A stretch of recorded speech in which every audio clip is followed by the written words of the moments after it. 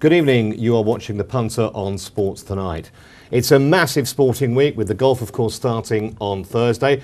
Plenty of that to come in the show in the company of my guest Nigel Seeley, the bet butler. How are you, Nigel? I'm right, Trev. Not bad, mate. Not bad at all. Going to start with some football because the match bets, the Premier League match bets are out. These are the kind of bets I think punters like to latch onto fairly early, especially if they've got a view on the potential spending patterns of some of the clubs and how their season might develop. I always find them fascinating, and we've got a few examples. We'll show you match bets involving every club in the Premier League. We've talked about the title, we've talked about relegation, but match bets are great because effectively you're talking about Team A to beat Team B. It doesn't matter if your team finishes second bottom and the team that they're up against finishes bottom, you still cop. It's a 50-50 market. Yeah, it is. I mean, there's always a couple of teams that people think are going to improve on last year's form, and they're not necessarily going to improve to be in the top four, the each-way bets, or to finish in the top six of the bookies have had. So this is a good way to back your team, to back the team you support or the team you actually fancy in a match bet against some other side. I mean, it's not really a huge betting market because people don't really like to. Anti-post markets are a dying trade now in betting. They don't really like to put the thing on, but it shows you what a dull kind of week we've had. The fact there's a bookmaker. I mean, I'll tell you what, this Olympics. I think fair play to him for putting this up a month ahead of the season. Well, no, I think that's trying to drive interest because, I mean, the weather's decimated a lot of stuff. The Olympic Games hasn't gotten onto punters' imagination. You've got the golf, which is going to be massive. You've got the test match, which is going to be big. Yeah. But football, what's all about. I mean, they're trying to get people to come and get the football bug, get excited about football. And I think when you're a football... If you're a supporter of Everton or a supporter of Fulham, you're not going to get really not going to take the top six. Yep. You're going to go to the top four. The markets are pretty stagnant. You're not going to break through. So it's great for you to put a few quid against them to beat another side that have been that level. So I think it's for bookies to try to drum some interest up, and I think there's a couple of there that perhaps might do that. Well, I'm actually surprised by a couple of the prices. Maybe we can have a look at the first few of these match bets. The one that really caught my eye initially was the Chelsea-Arsenal one. We can see some of them now. We'll talk about Villa-West Brom in a moment, but Chelsea-Arsenal, when you bear in mind that Arsenal finished above Chelsea last season, I know Chelsea were European champions and FA Cup winners. I know they've spent some money, although Arsenal have too. We don't know about the Van Persie situation. But I still think 13-8 is a big price. Di Matteo's only been in charge for half a season. Yes, he did well in the Cups, but he couldn't galvanise them in the league. I mean, I wouldn't be backing Chelsea at 4-9. Let me put it that way. Well, I think, I can see where you're coming from last year's form. Well, one's a buying club, one's a selling club, Trevor. And I mean, Chelsea are going out buying £60 million worth of euros worth of talent in Oscar. They've got Hazard in. But they did that last season, and it didn't work in the league at least, did it? You got Arsenal selling the best player. How can you back 13-8 about knowing not whether your captain's not going to be there, whether your top goal scorer's not going to be there? Talks about Walcott being linked with another side from another team, which is going to be linked with buying everybody because they want to close the gap on Man City. Well, they have bought. They've bought Podolski. They've bought Giroud, and there is talk of more signings arriving. There's talk of an £80 million war chest for Wenger. This is just today. We've heard that for years, and he's never spent anything. Podolski was a player 3 years ago, but he's only 26. Yeah, but he didn't. To me, he's not a top quality forward. I think it's going to take him time in the Premier League. And if Van Persie's not there, I certainly wouldn't back in Arsenal at 13-8. Chelsea got the ammunition. They looked like they were hurt on last year's form. They're the champions of Europe. I mean, 4-9 against a team that probably won't. I think Arsenal got big changes there. I think the manager. I look at these markets personally, and I think you're better off to concentrate. How wrong can the bookie be? Chelsea, Arsenal, or Man United against Liverpool, or Arsenal against Tottenham. They're pretty same. I mean, you could really price them up. Anyone could price them up. I think it's the lower level ones that you've got to look at, like the Fulham, the West Ham, the Newcastle, Everton. Everton one there fascinates me. I mean, Newcastle. Okay. They're talking being linked with having Andy Carroll players back there. Everton, we know, are the only team they've got no money. They don't buy anybody. They've got no money in the Premier League. They're skint. So Newcastle there, thought if I have to beat Everton, I don't think Newcastle will have a similar season than before. And Everton every year, we're going to finish 7th or 8th. They always start off badly and come good at the end. Yeah. But the two teams I really like Fulham this season. And I think QPR could do well this season, but I couldn't back Fulham at 3. No. I mean, if someone put me in with a match bet, any bookmaker out there want to put Fulham in a match bet with Everton or Fulham in a match bet with sort of a Stoke, then I'd be interested. But Fulham, West Ham, I couldn't back them at 3 on. Okay. Aston Villa West Brom is one we haven't touched on. Now, Chris Graham, who sits in your seat some nights, he's massively anti-West Brom. He thinks they'll go down this season. A story today that their top scorer, their best player, Peter Odemwingie, had a big bust up with Steve Clarke, wants to go. Aston Villa were poor last season, But I have to say, I fear for West Brom. Clark has never been a number one. And it was only because Hodgson amassed enough points in the early and middle part of last season that they were sort of comfortable mid-table. But if they don't start well, I think they could be in trouble. No, I agree with you. Totally agree with you. But I couldn't back Aston Villa at 4-6 to beat them. I mean, again, whoever I think it's just Bet365 who've done these markets. Yep. They've pitched the fancy teams on the unfancy teams against teams that you can't trust. So, I mean, I quite like West Ham, but they haven't put them against Everton. Sorry, I like Fulham, but they haven't put them against Everton, against West Ham. I want to oppose West Brom, but you can't back them against Aston Villa.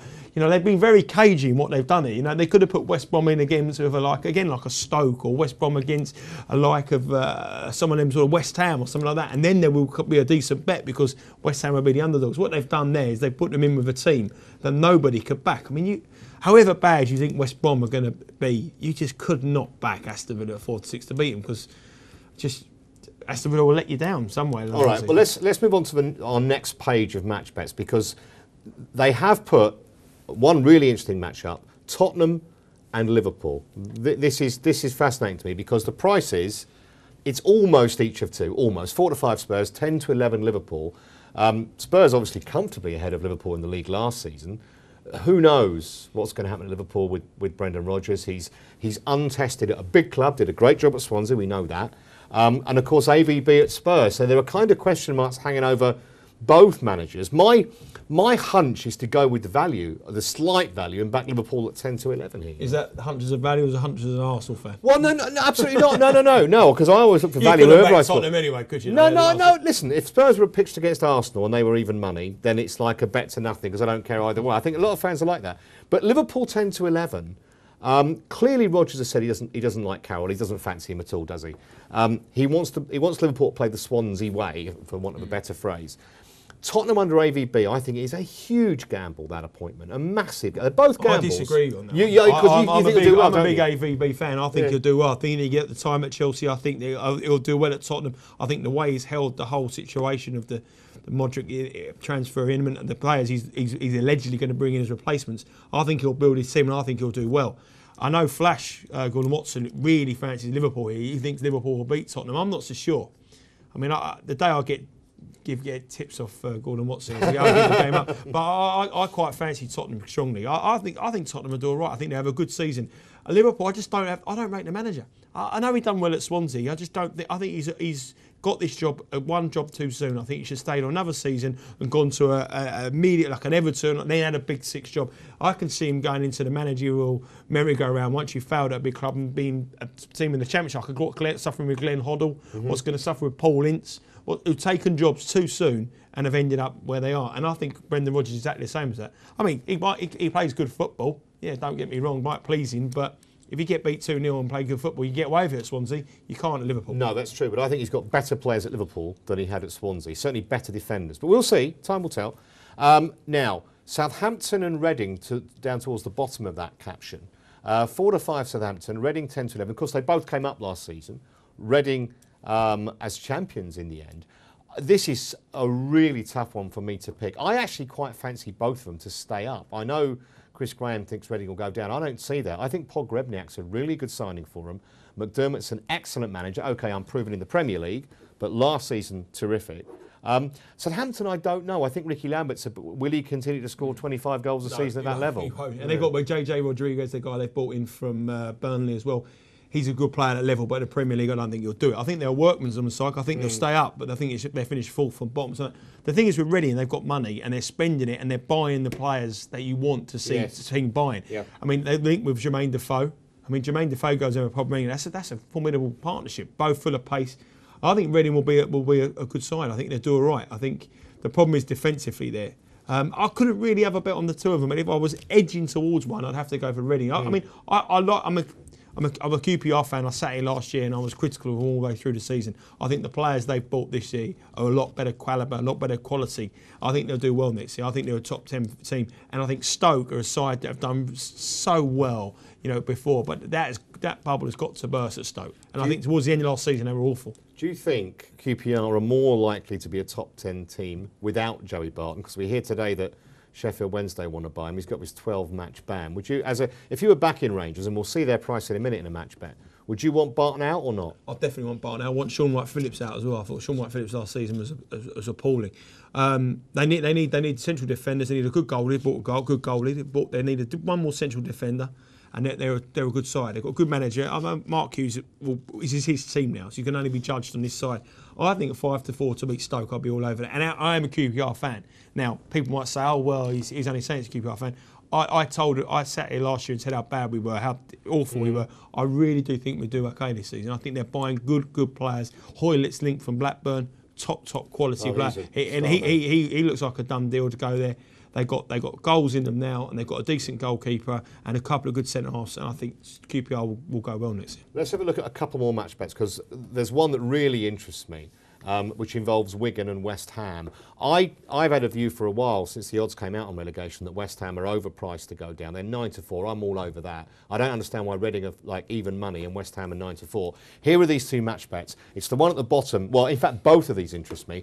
We were talking about it off air, Swansea-Norwich. Why are Norwich so much bigger than Swansea in this market? They both got new managers. And Norwich performed equally as well as Swansea last season. Didn't quite get the glamorous press coverage, but they did. Well, the thing is about Swansea and Norwich here is one team have got a manager that I think's got a better deal. I think Swansea have got a better deal getting Laudrup and getting rid of Rodgers. I think Michael Laudrup will be an absolute revelation. He's unproven in English football. But he's done it in La Liga. He's a top player. Not at top teams, though. Yeah, but he put two average sides up and made him better. Katafi made him better. Norwich, they've got rid of Paul Lambert and they've brought in Chris Hughton. And if it gets to the bottom, he will be under immense pressure. Then what will happen at Norwich? Grant Holt will go off. See you later. I'm off to Aston Villa. I'm going to go and go back with Paul Lambert. He won't stick around if the going gets tough. No chance whatsoever. And I think that's why they're there. And I couldn't disagree with you more on West Ham Wigan. I really think Wigan have been just surviving. Martinez was awful for first half of the season. Second half of the season, the last 10 games, he turned it around when the heat was on. He ain't no Premier. He ain't no top West Ham needed a playoff game to get out the Championship. West Ham will go. Look at the players they're linked with this year. Joe Cole's linked with it. Andy Carroll's linked with going back there. They're in the market for bidding for some good players, and I think West Ham will go there. Key word in that sentence is linked. I'll believe it when they go there. And the other thing about Swansea is losing Sigurdsson is a big blow to them because he was one of their star players, certainly for the last 3 or 4 months of last. He's a hard act to replace, Sigurdsson. Yeah, but I think second season here. I believe Norwich will go down this season.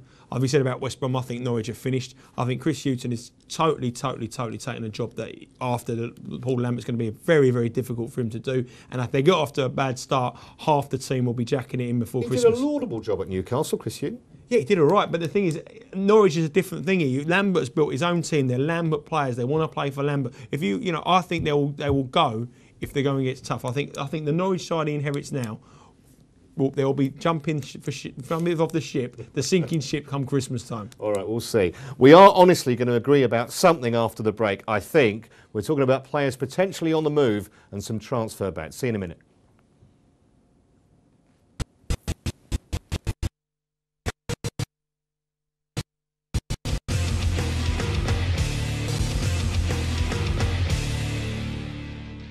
Welcome back. You're watching The Punter on Sports Tonight. I'm Trevor Harris alongside Nigel Seeley. We mentioned in the first part of the show, Nigel, that the Olympics, or you said the Olympics hasn't caught on at all. Still, headlines about which players might be moving to wherever, dwarfing any Olympic stories on the back pages. And this creates a little bit of interest and potentially a bit of revenue for bookmakers and punters if they get it right.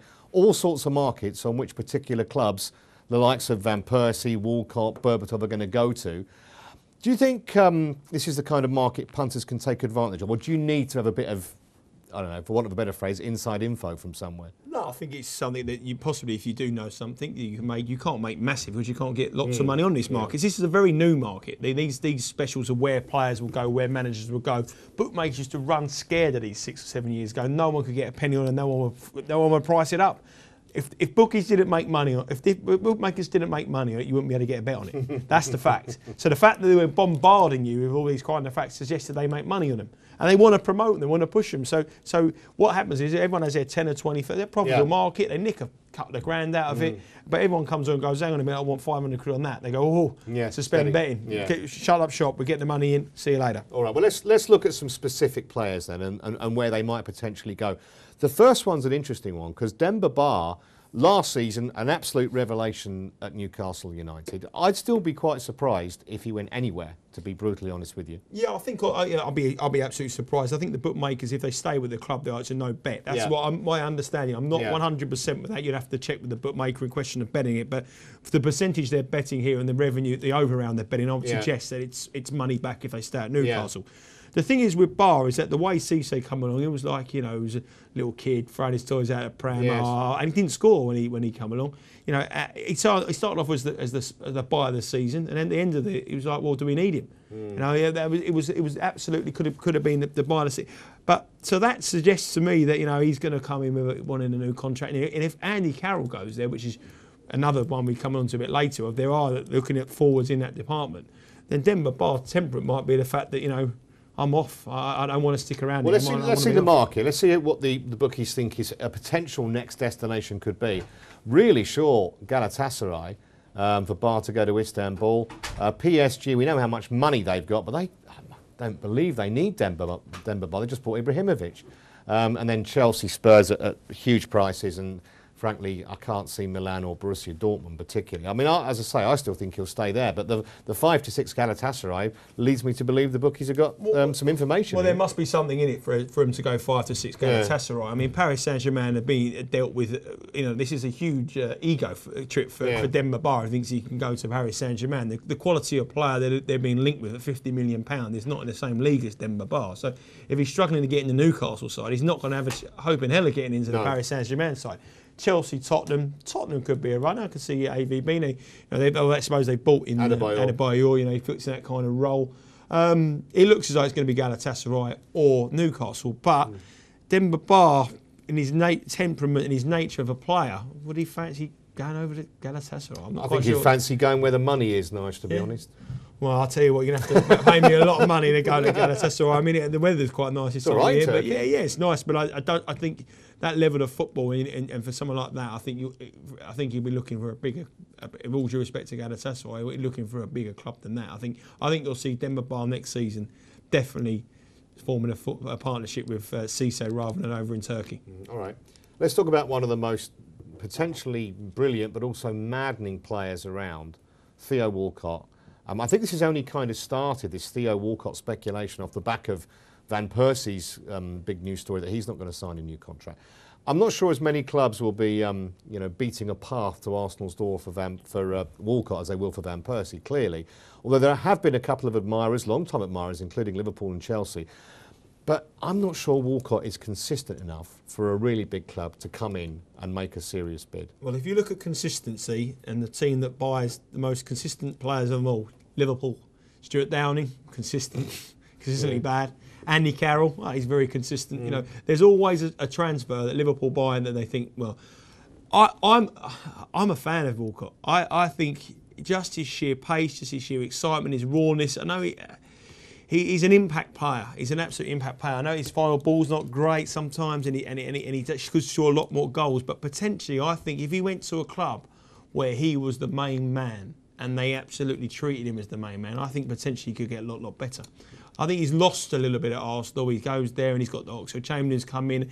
I think if you nurture this boy, I think he could be a lot better football player. Let's have a look at the prices. Stuart Robson, the former Arsenal midfielder, recently described Walcott as an athlete with football boots. But anyway, 6-4 Liverpool are the big favourites, and it's anything you like, to be honest. Any of the other clubs. I can't see Barcelona turning around and saying, "I'll tell you what I want to do on that Euro 2000. We must get Walcott." Or Real Madrid. Let's kick out Ronaldo and get Walcott in. I think Walcott is again Paris Saint-Germain there, Real Madrid. I mean, Tottenham, no chance. It is, to be honest with you, Liverpool have been linked with a lot of players. I mean, they're linked.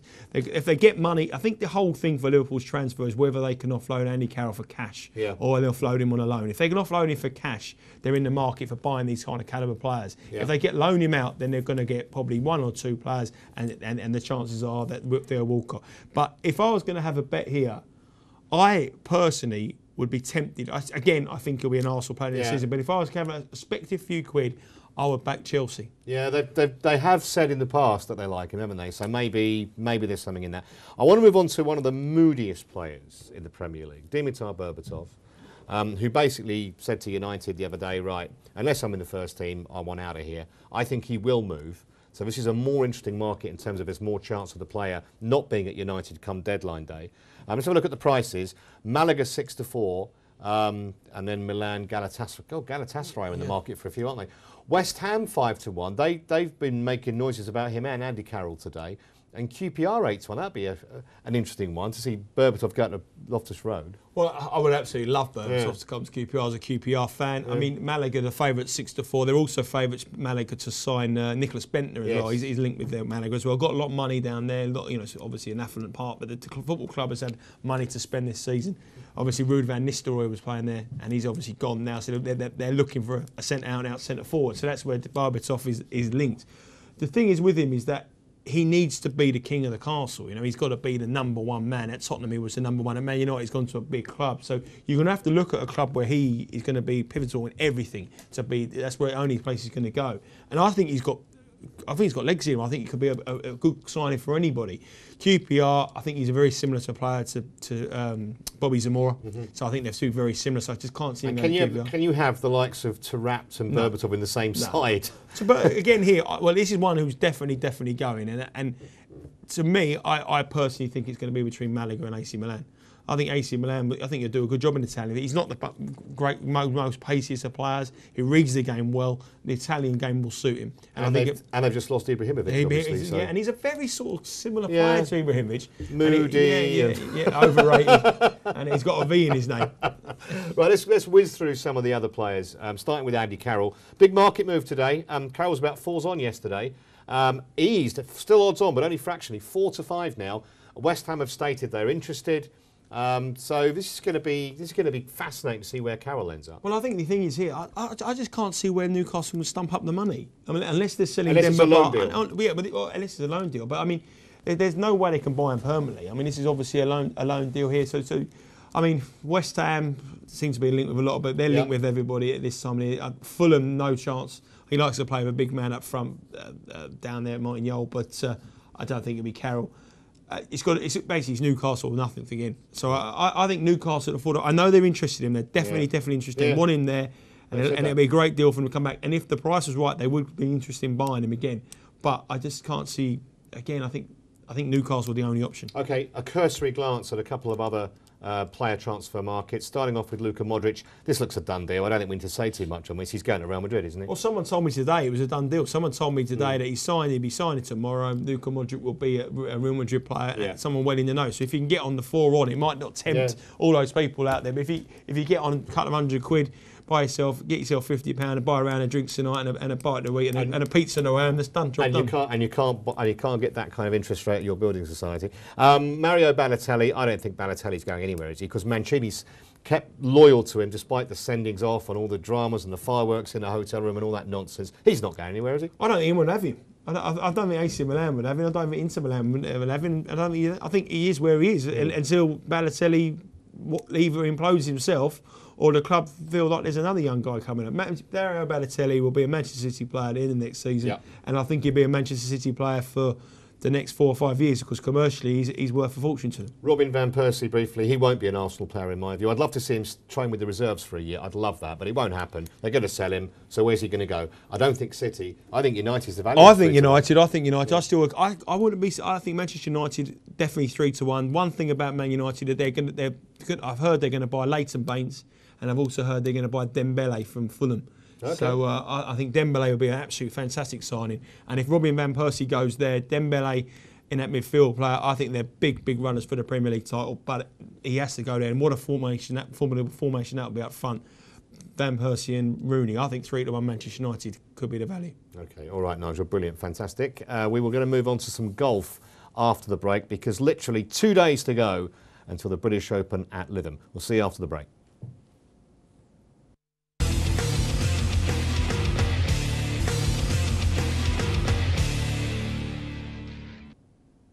Welcome back. You're watching the Punter on Sports Tonight. Now, the world's best golfers are gathering at Lytham for the Open on Thursday. This is a massive sporting event, Nigel, and a massive betting event as well, obviously. Oh, without a doubt. I mean, and the fact that the bad weather comes into it, throws everybody into all the conditions, make it a bit of a mockery. Well, not mockery, a lottery for for the punter to decide. I mean, I find it hard enough to back a winner in a 3-runner race, let alone a 150-runner race or whatever it is there.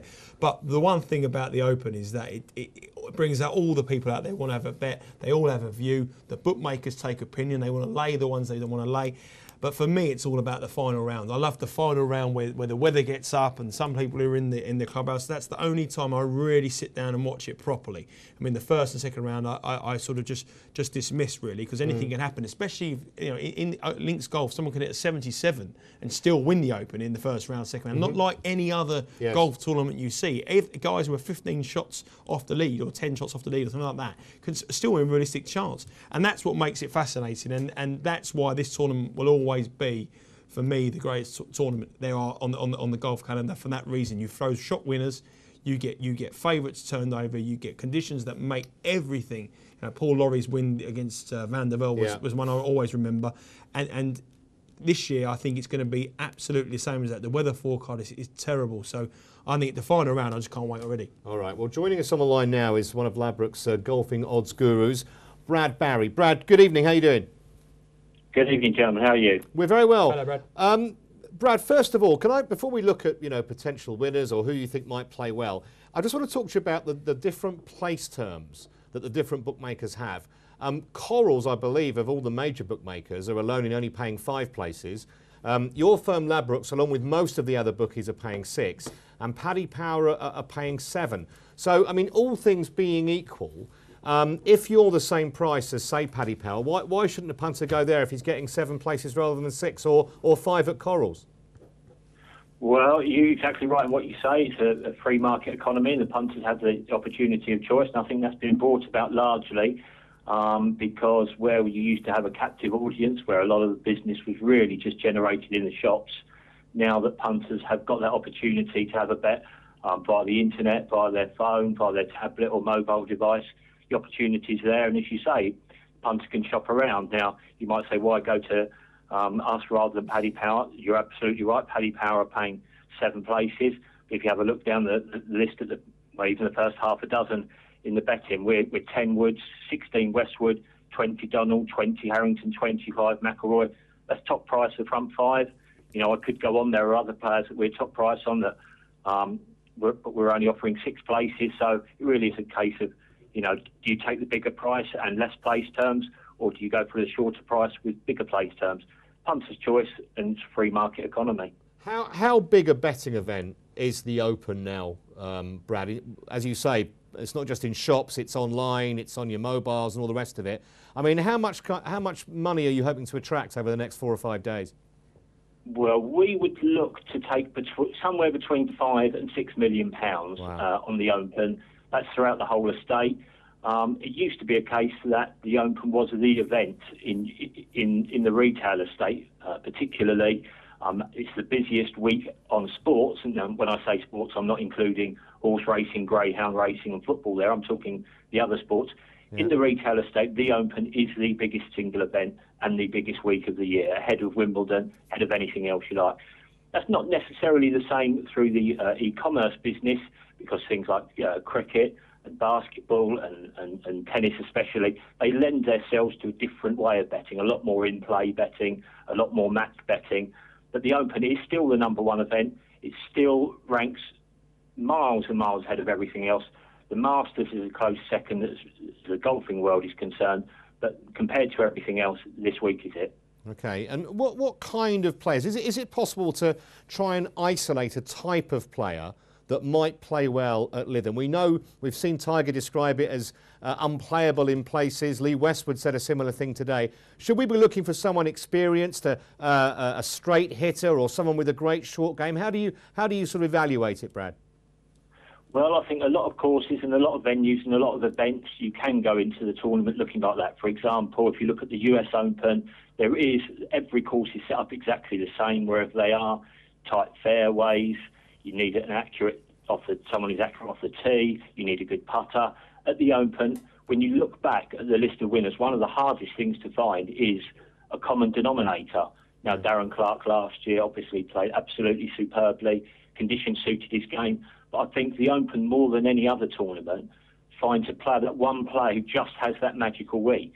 You know, you could have looked forever, you wouldn't have found Ben Curtis. You could have looked forever, you wouldn't have found Todd Hamilton. Yeah. And even when you come across players who perhaps aren't so difficult to look in hindsight, someone like Louis Oosthuizen, when he won at St Andrews a few years ago, yes, he won, and yes, in hindsight, you could say, well, his game was, you know, had this for it or that for it. But he didn't just win; he won by a country mile. So I think it is unique in the way it's set up. It is unique in the weather conditions. It is a unique test.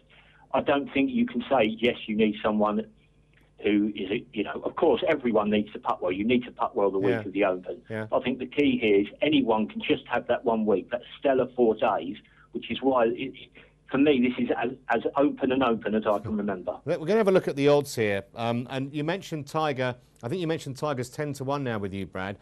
So presumably you haven't seen too much money for Tiger Woods. We went 10-1 just after lunchtime today, and it wasn't knockover. You know, I've laid a 10 grand each way, a 5 grand each way, 2.5 grand each way twice, plenty of 10,000 to 1 each way. He's still a small winner in the book. Wow. Now, he's still a small winner in the outright book, but because of the nature of the tournament, you don't only need to get the winner beat. Every place in the Open, whoever they are within reason, will cost us about 100 grand per place. So if we're going to take 5.5, 6 million on the tournament, you kind of need to have someone in the book who's a £500,000 winner before you're even in front. So Woods is a small winner for us, but worry to win, obviously, you know, that wouldn't be the case because the places would nullify that. And at 10-1, yes, we're laying in, but he's not the worst result by some way. Just Brad, hi, it's Nigel here. How you doing, mate? All right? Hiya. Yeah, just a quick thing on the Tiger thing. I mean, he's 10-1 to win it, and Ladbrokes are going to standout best price. Obviously, it's even bigger than what you can get on the exchanges at the moment. On the thing is that 5-2 in all the years that I can remember, the 5-2 Tiger to get a place in the Open. Now, the first 6 places you're offering there. I mean, 2 or 3 years ago, Tiger was 5-2 to win this tournament, or 4-1 to win this tournament. I mean, that surely. But the punters you're seeing now, though, are these like guys who actually fancy, who are putting their money down like you would have seen 5 or 6 years ago, or are they people like trying to preempt the market and just take like professional trading kind of clients? Well, I think in previous years we've always actually wanted Woods to be there or thereabouts. He's always been a great result to be in the frame, and he, to some degree, makes the market, especially as a layer. If you can fill it up, as you say, at the 5-2 kind of price, that gives you a healthy book to go, you know, to go to war with. But we are seeing the each-way business for Tiger this year with the 6 places. It is a different kind of market now. I think, as has been reported elsewhere, everyone is out for the punter's pound this week. And unless you've got a real big opinion and a real strong fancy, you're almost really swimming against the tide if you're having a bet before this week, because the prices invariably go out.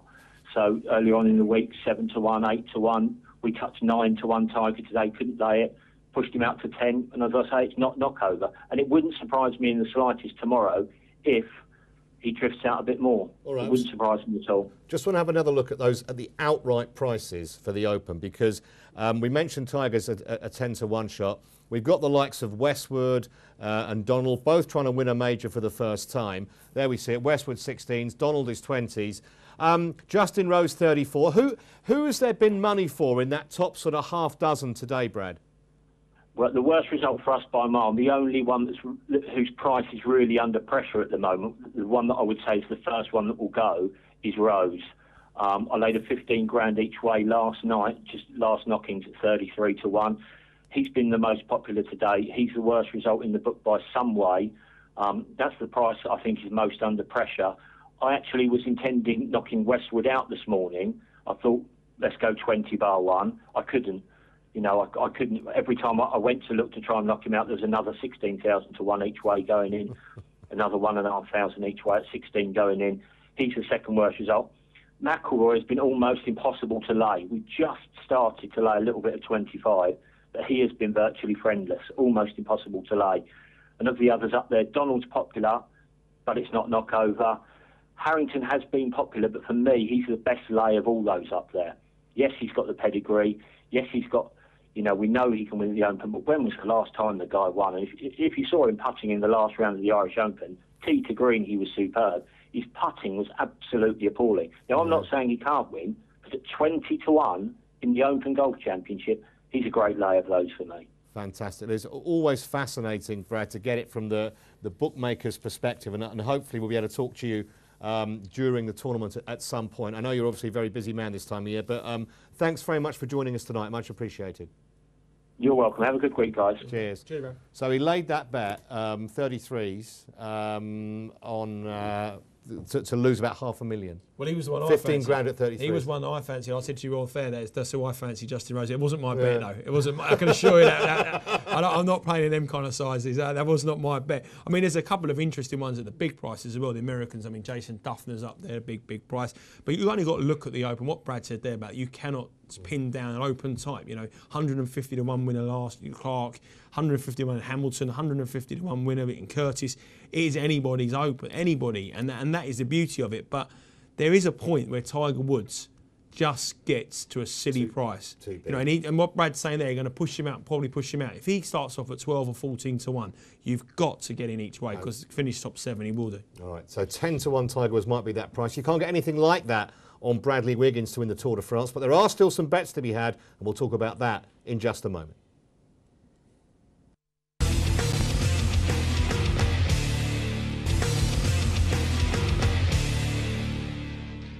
Welcome back to the final part of The Punter.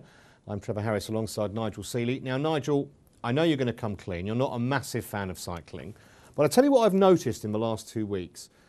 News bulletins, or sports bulletins I should say, on the radio, on TV, suddenly cycling, because we've got a Briton leading the way and poised to win the event, suddenly starting to become big news, and suddenly more betting markets are springing up as well. Yes, certainly. I mean, I think on the back of Mark Cavendish last year and Bradley Wiggins this year and the Olympic team, Chris Hoy, I think cycling is a huge sport that from people to get involved in. But I think what this event here, you've really got to understand it, the whole way it works and doesn't work, to actually having a bet on it.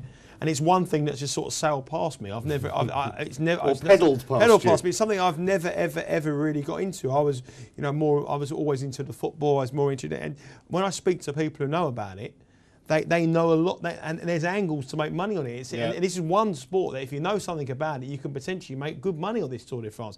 I know absolutely nothing, and that's why I'm glad that people come on the Skype and come on the phone and steer me into the direction of value. And that's what we're all about, getting the winners. And this one here told me to back Bradley Wiggins, so I'm delighted. Well, we have a man who knows lots and lots about it. Tobias Gourlay joins us. Tobias, how you doing? Hi, yes, very well, thank you. Good. Now, we know Bradley Wiggins is virtually unbackable, which tends to suggest that certainly as far as the outright market, this is a done deal, or is there still a potential hiccup along the way for Wiggins?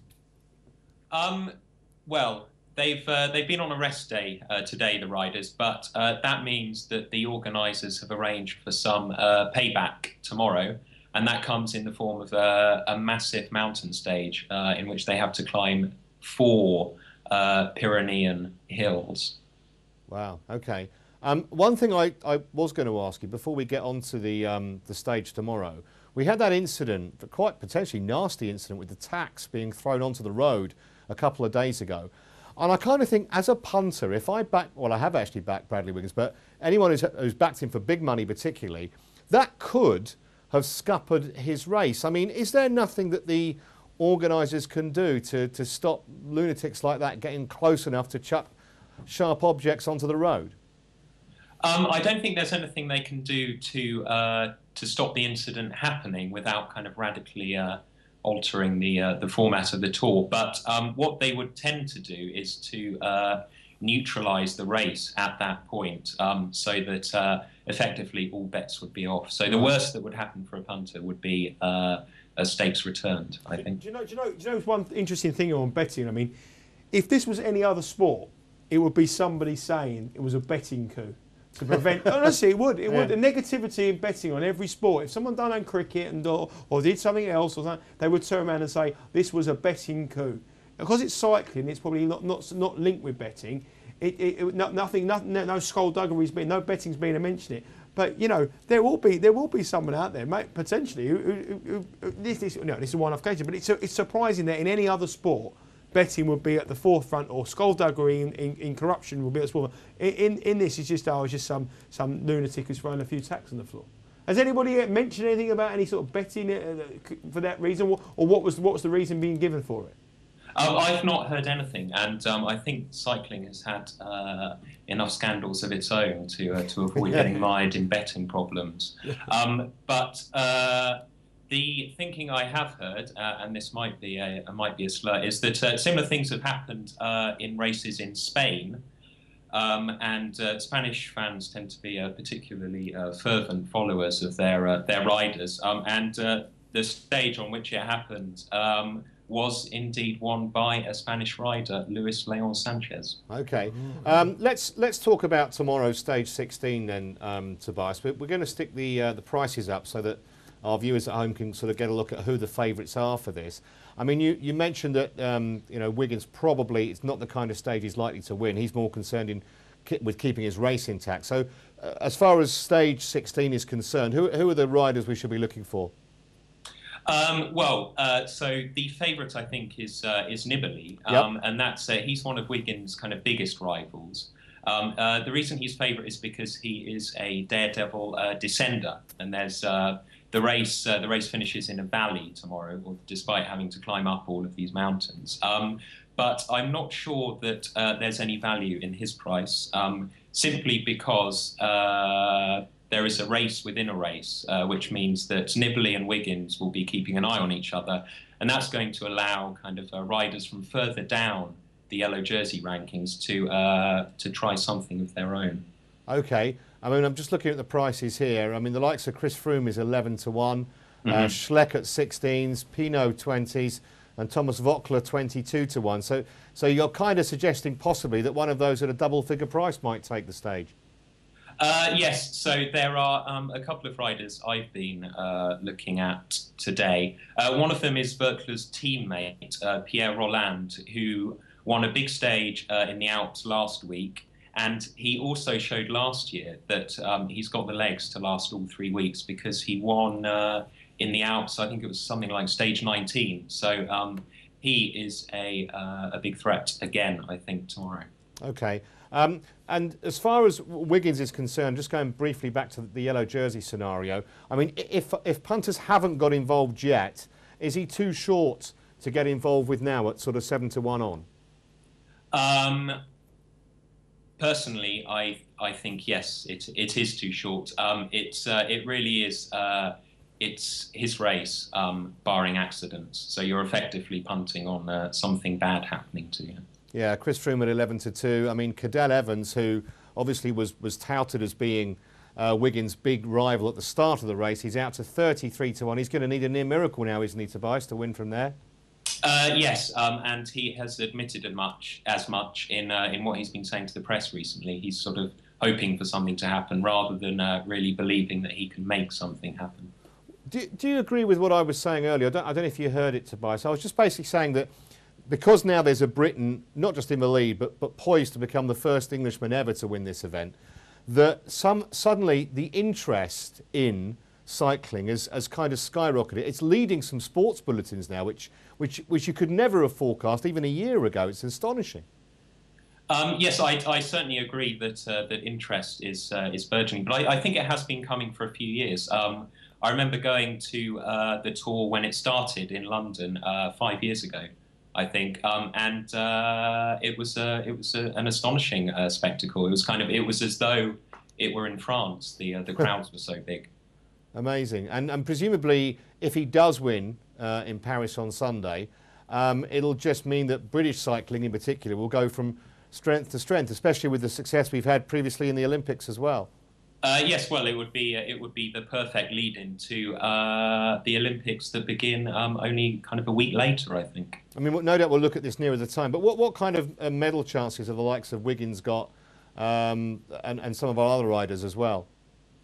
So on the two road races, yeah, Wiggins will be among the favourites to win the time trial, as he won a time trial at the Tour a couple of weeks ago, and will probably win another one on Saturday. And then there's a kind of road race as well, which is more like a stage race at the Tour, and that looks set up for Mark Cavendish to duke it out with Peter Sagan. Okay, just one final market to look at, which is the King of the Mountains market. It's quite an open market, actually. Still, you know, no odds-on favourite here. Have you got any views on this? Yes, I think so. I think the favourite is Kesiakov, the Astana rider. 13 to 10 he is. Yes, and he is basically what I think is going to happen tomorrow is he is going to go all out to hoover up the points on offer early on in the stage, and that might well give him enough of a lead over Roland, who is actually a much better climber, but kind of less interested in the jersey, more interested in the stage win. So Kesiakov might actually be a value bet. Okay, 13 to 10 Kesiakov. Tobias, again, absolutely fascinating. Thank you very much for enlightening the likes of Nigel and I on something we both know little about. We've learned an awful lot about it in the last couple of weeks, so no doubt we'll be back to you potentially before Bradley gets all the glory on Sunday. I look forward to it. Thank you very much. Thanks very much. Thanks, Tobias. Cheers. Bye-bye. It's amazing, isn't it? We hear such in-depth knowledge, and it's almost like, as you said at the start, it's such a specialist thing, and you have to think these guys can make money betting. Well, they can. They definitely can, because these are the markets where you've got the edge, where you know something like that, like your man there knows as much more than anybody else, you know, out there, especially with odds compilers, as much as an odds compiler. He can find the values, but I mean, it sums it up. I mean, you've got the King of the Mountains, you've got the guy at 13 to 10 to win it, and he's not even in the mountain stage betting. Now, I just thought, I don't understand it, but I mean, all I know is that whatever this guy says, he does well. So we're on Roland and Kesiakov. That's all we need to do. Just before we go, any particular bets that you've seen that you like, or bets to be avoided like the plague in any market? Well, I mean, I'm looking forward to the golf. I mean, I can't get away from the golf. I think if Tiger Woods does get to a price that Brad was saying there, sort of 12 or 14 to 1, the each way first six, 3 to 1, you've got to be on that. And then forget the win part. You're never going to see Tiger Woods 3 to 1 to finish in the first 6 or 7 of a golf tournament. And I think that could get too big. And I know my form is not great at the moment, so Brad might be his of it, but Justin Rose as well. I do like Justin Rose. The price is definitely going to go. It was under pressure today from Ladbrokes to 33 to 1. The betting exchanges are going under 33 to 1. Tiger Woods will definitely be short. Sorry, Justin Rose will be definitely shorter than that come tee-off time on Thursday. Brilliant. Nigel, thank you as ever for tonight. Right. And one thing you can be absolutely certain of is that on tomorrow's Punter, it'll be golf, and a bit more golf with just a day to go when we do the show. Till then, from Nigel and I, bye-bye.